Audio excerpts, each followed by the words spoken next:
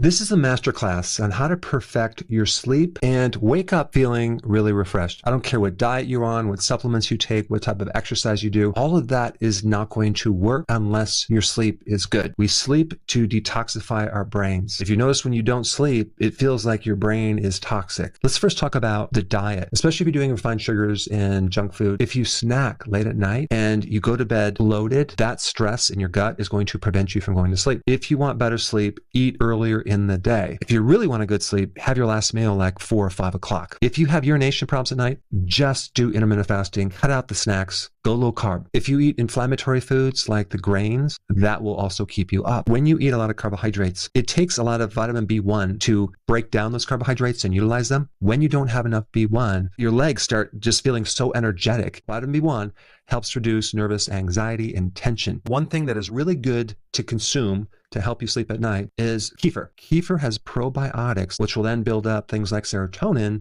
which then turns into melatonin.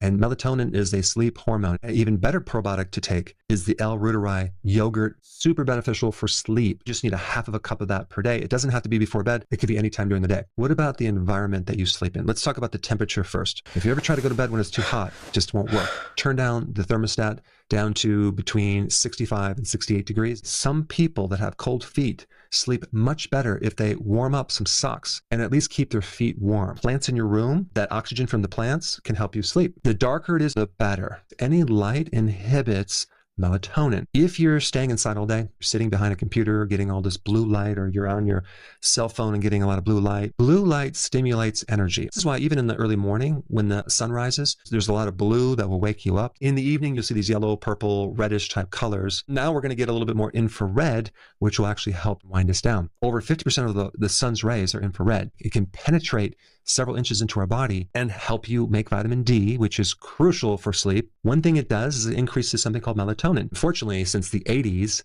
when we've been avoiding the sun, we've been having a lot of sleep problems. Also, alcohol. Alcohol will make you feel like you are tired and want to go to sleep, but it doesn't really give you the quality of sleep. It actually prevents the deep sleep. And then we have caffeine. Caffeine, coffee, tea, chocolate can also act as a stimulant. That can prevent sleeping because your liver doesn't have a chance to really detoxify those stimulants. Another thing to help yourself sleep is to start sleeping on the right side. Why do I do that? I just find that when I sleep on the left side, or at least starting out, if there's some type of congestion in my liver, it kind of presses on my heart and it doesn't help me sleep or feel relaxed. The other thing that I focus on is nose breathing. Another key part of sleeping is getting enough sodium. When you are low in sodium, salt, your cortisol goes up. An average person needs more than even a teaspoon of sea salt per day. If you start adding more sodium to the diet, whether you put a little pinch of sea salt in your coffee in the morning, you're going to sleep better. And that brings up the other mineral, because if you're low on potassium, you're also going to have a problem with sleeping because potassium is a physiological relaxer. If you're deficient in potassium, guess what? Your pulse rate goes up. Another thing that I do about an hour before bed is take some magnesium glycinate powder. Magnesium helps with muscle tightness and muscle spasm and muscle cramps. What about sound? You can get a machine that kind of gives you this background static.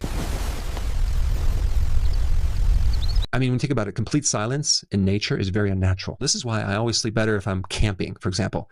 There's also something called binaural beats, where you're putting 2 different beats in each ear, 2 slightly different sounds, but that definitely has been shown to help you sleep. There's one last really cool thing that can help you sleep. Certain essential oils that have kind of a sedative effect, but they're natural, and you don't have to consume them. You just breathe in the vapor. The first one is called spikenard. It's a sedative, and it's going to calm you down. If you get that, I recommend you pair it with another essential oil, vetiver. Vetiver helps induce a deeper sleep, and you don't have to consume it.